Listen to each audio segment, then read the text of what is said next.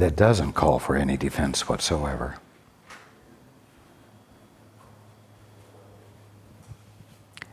So the infiniteness of creation will not disappear into one undifferentiated something or other.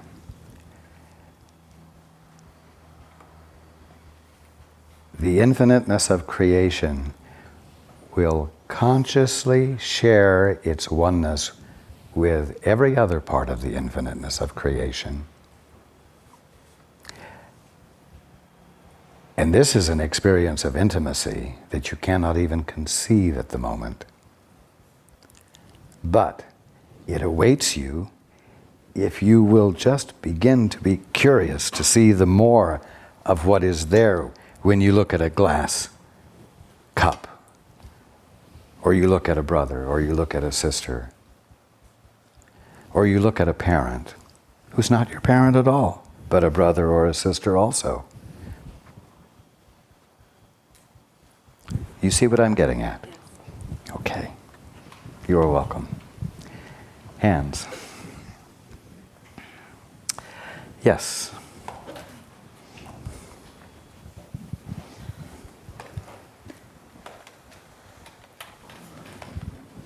Hello, Raj. Good afternoon. I'm facing a health crisis. A naturopath is adjusting nutrients and hormones. The medical doctor is recommending getting this taken care of with exploratory surgery. Nothing that I have done or thought or prayed seems to be healing this. So I'm asking you for clarity. Should I have this surgery? Is this urgent?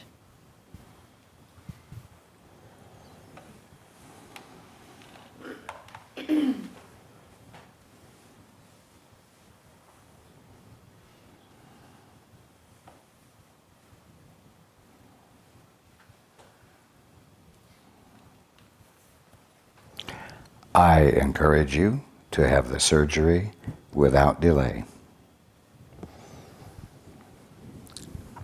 Just a moment.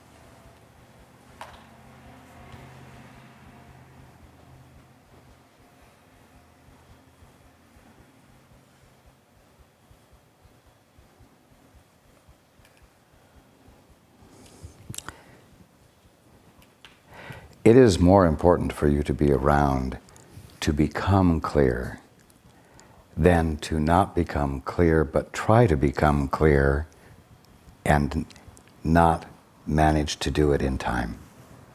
Do you understand what I'm saying? This is not something, I'm going to say this is not something to mess around with.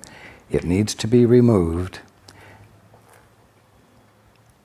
because at the moment you don't have the capacity to make the shift of consciousness as fast as it's needed.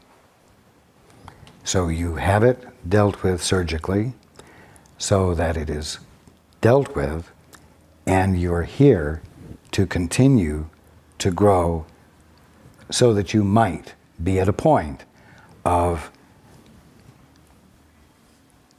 coping with it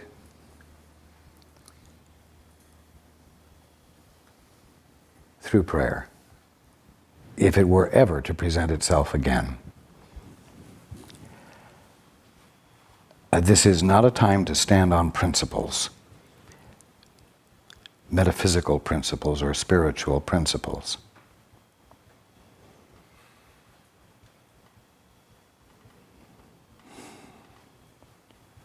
And you don't need to be afraid. Thank you. You are welcome.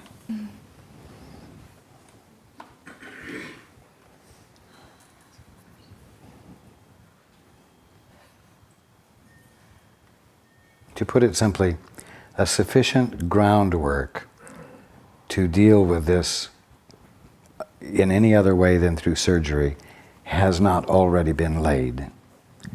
And you know what? Your need can still be met because love still loves you and still meets you right where you are. Thank you. You are welcome.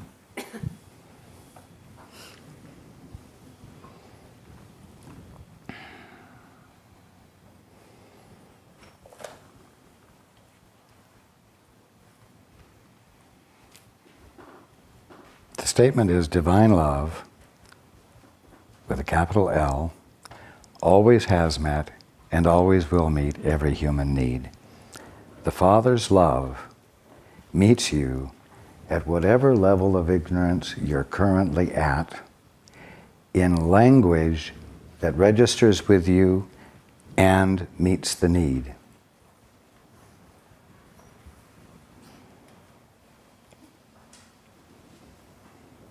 That's how pure and unconditional love is. You're never unreachable. No matter how unpleasant a human being you're being. And no matter how much you are fighting to maintain your limitations, because whatever they are currently giving you a sense of security. The Father's love meets you right where you are. The prodigal son's father went out and met him on the road on his way home. Didn't wait till he had demonstrated his commitment to coming home by arriving at home.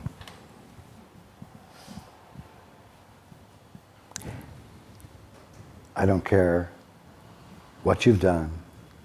I don't care how obtuse and unpleasant and despicable you've been.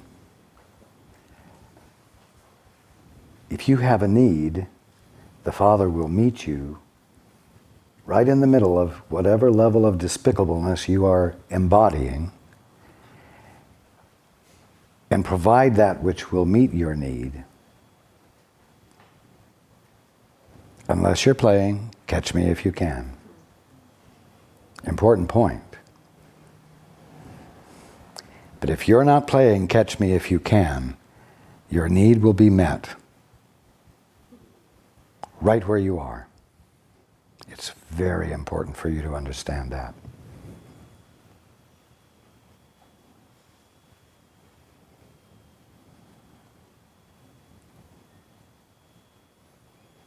And you know what? The day is going to come when you're going to be able to love each other like that.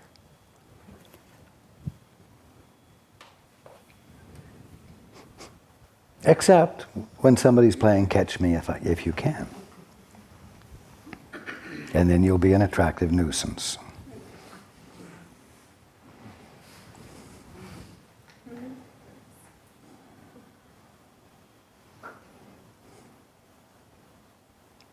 We're going to take another break.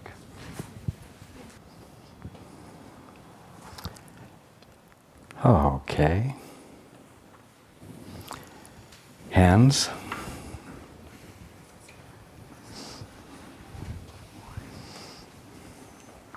The gentleman in the ZP t-shirt.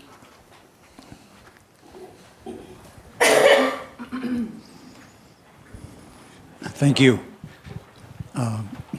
I wanted to talk with you today because of a history in my life of having made decisions coming from a place of my own authority and not respecting my relationship to God and involving God in the decisions that I've made in terms of relationships, occupations, places to live, and etc., and involvement with other people.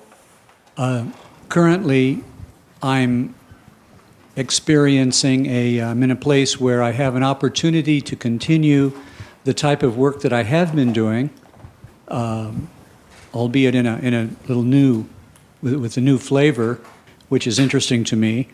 Also, at the same time, tugging at my pant leg is the thought, the fantasy, the idea of perhaps traveling for a while, visiting people I haven't seen in a long time, and visiting areas that I haven't spent much time in, and paying attention to, I don't know what along the way, but in an open-ended fashion to take an extended journey.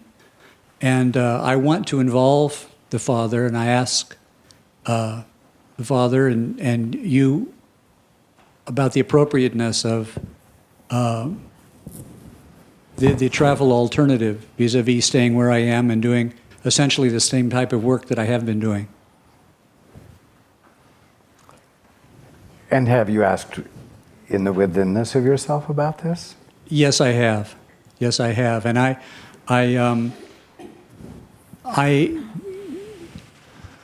get more excitement over the prospect of something entirely new, something without a lot of definitions already decided about it, essentially the travel option, as opposed to the type of work I have been doing that has involved in the past a number of mutually agreed upon definitions which carried more momentum than kind of an immediacy and a sparkle of divine guidance.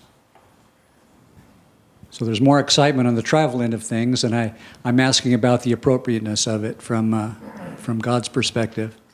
I would very much like to have this decision and others represent a responsiveness to the Father's will rather than a service to myself or any other diluted style of decision making. Well, I'm going to put it this way. A hiatus from your regular practice is appropriate. Having said that, I still want you to take it within and feel for not the excitement, not the adventure, not the newness, but for a tone, if you will, a feeling of evenness regarding this avenue versus the other avenue.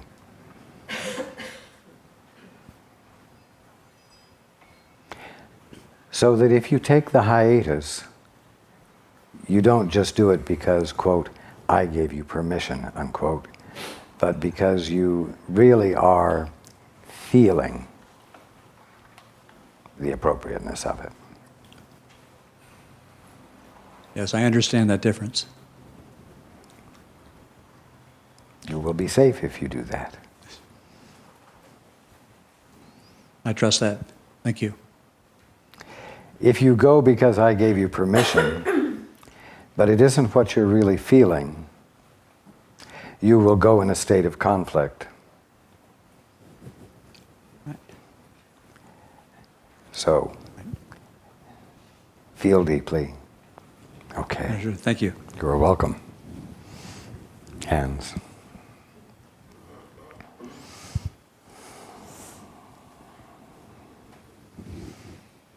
The gentleman behind you, on your right. Hello, Raj. Good afternoon. I've found myself involved in a conflict with people that I love. And looking back on my historical behavior, it seems that I have a history of not really slapping the iron when it's hot, so to speak. That when a potential conflict seems to be presenting itself right before my eyes, right then and there, I somehow don't seem to be able to find the right words to honor myself and my brother. This is very hard for me to say, obviously, but why do I give this so much energy in the first place? And in the second, Why do you give what so much energy? why do I give what I perceive as a failing to resolve conflicts the moment they arise? I don't mean to be, macho or anything like that about it, but to be able to find the right words to say and the right behavior that has a healing effect so that the conflict is really stopped right then and there with understanding and with some compassion. Just very, and as a result, painful feelings and misunderstandings seem to escalate, go on and on. And healing is like something in the far distance. It's almost unreachable, not able to be experienced. I know that sounds sad, but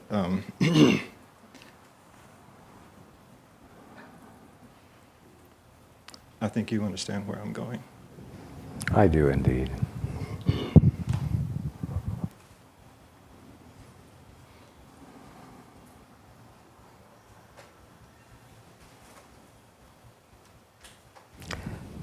You do it because you don't know who you are.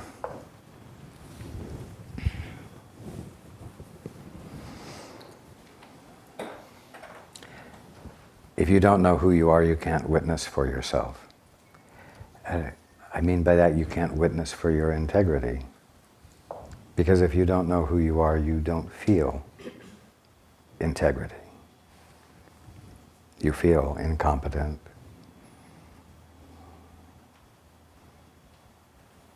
You feel hopeless of being heard.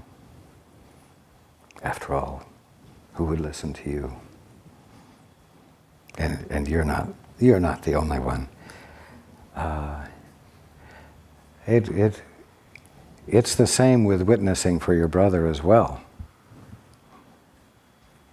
Although in this respect, you have less difficulty.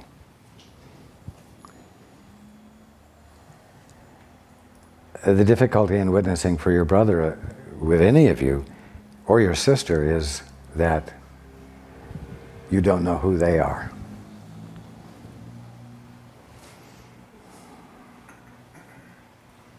In the sense that I started out this very gathering today speaking about who you really are, all of you.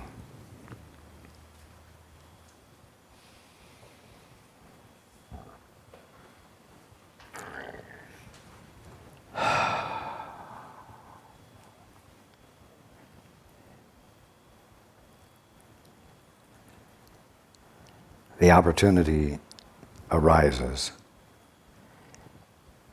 that calls for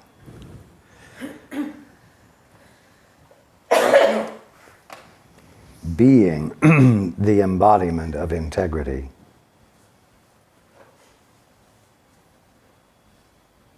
Or being the one to voice the truth regarding another's integrity, which is being impugned or violated.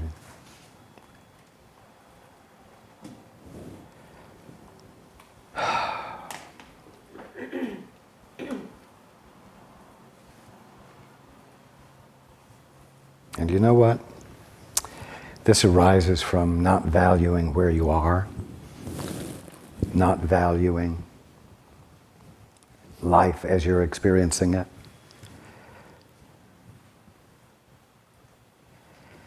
If the thought is that none of this means anything anyway, none of this is real anyway, then obviously there's no integrity in it to witness to.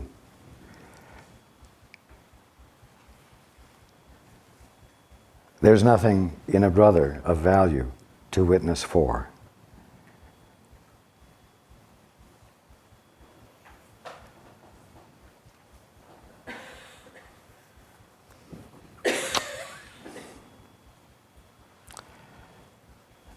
Really.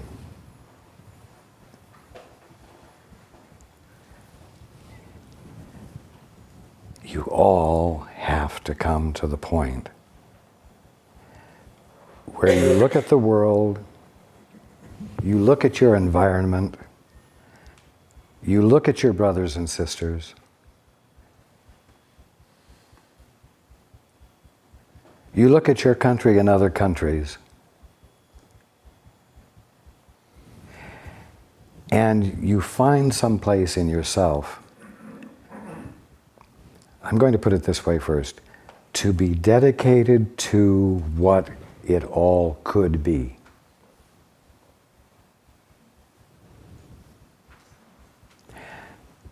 The second way I'm going to say it is to find a way to become dedicated to what it truly is already. Because it already all is God appearing. And your function is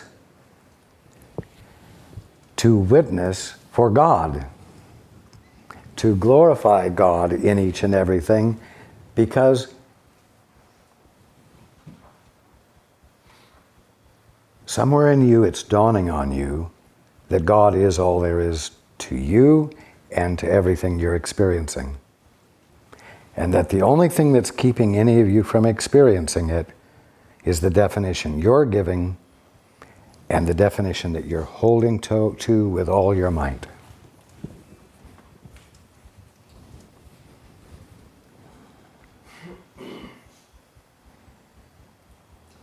So if I listen to the voice for fear, I'm going to behave that way, aren't I? It's just as simple as that.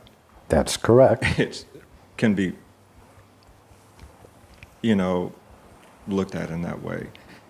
If I listen to the voice for love, everything's going to be different. Indeed. I'll know what to say. I'll know what to do. Just like the prayer on page 28 of the second edition that starts with "I am here only to be truly helpful." It's a voice that's different from the one that I'm used to hearing. Yes. Yes. I need to stop paying attention to that voice and to listen to the voice for truth.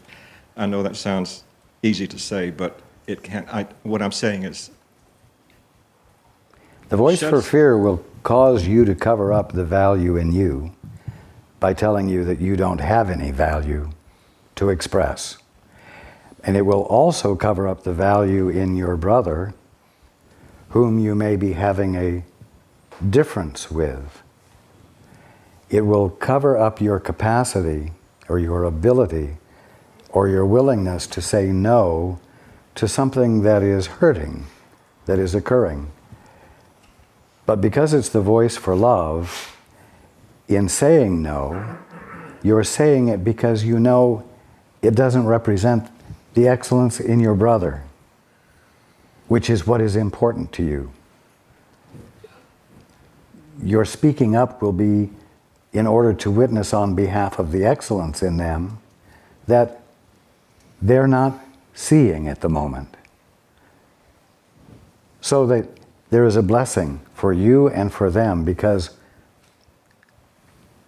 the conflict or the difficulty is not the focus, but the blessing of acknowledging and bearing witness to the excellence in you and the excellence in them. And it will involve finding a way to inspire the ability to look at what isn't working without calling the integrity of either one of you into question, and thereby leaving it intact as the conflict is resolved.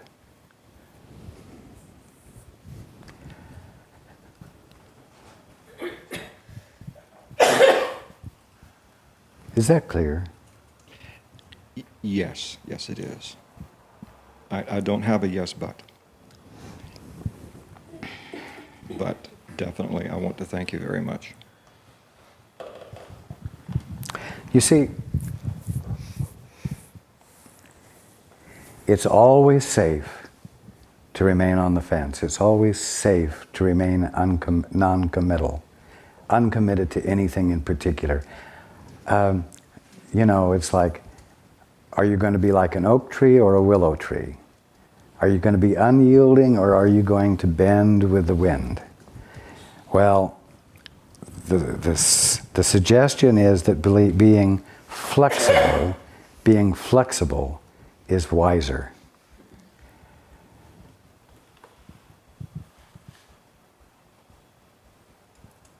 But you know what? Truth and integrity are not something that blow in the breeze. That's just what I'm getting at. Yes. Truth and integrity simply are. And they are unyieldingly.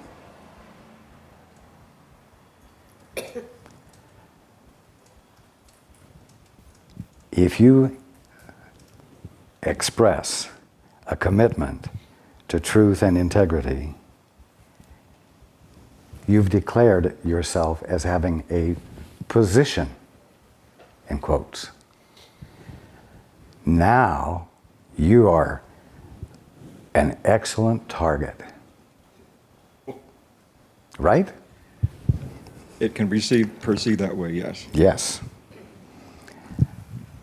And it usually is. But if you say, well, that's something to consider, or that's interesting, and there's no commitment, you're no target. You're no target because you haven't said anything worth shit.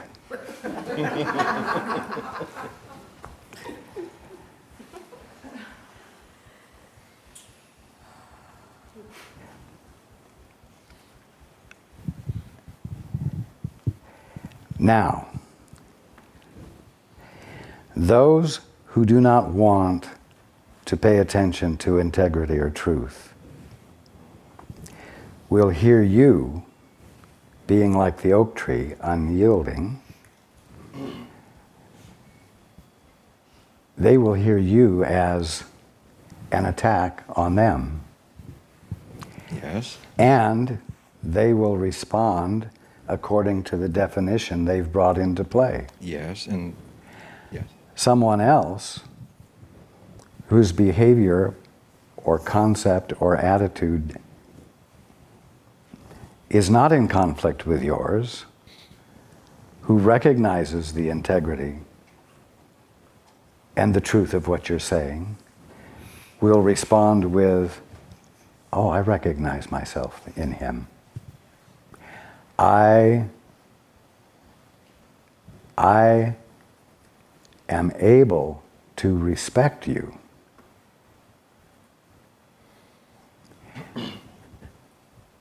Now, are you going to take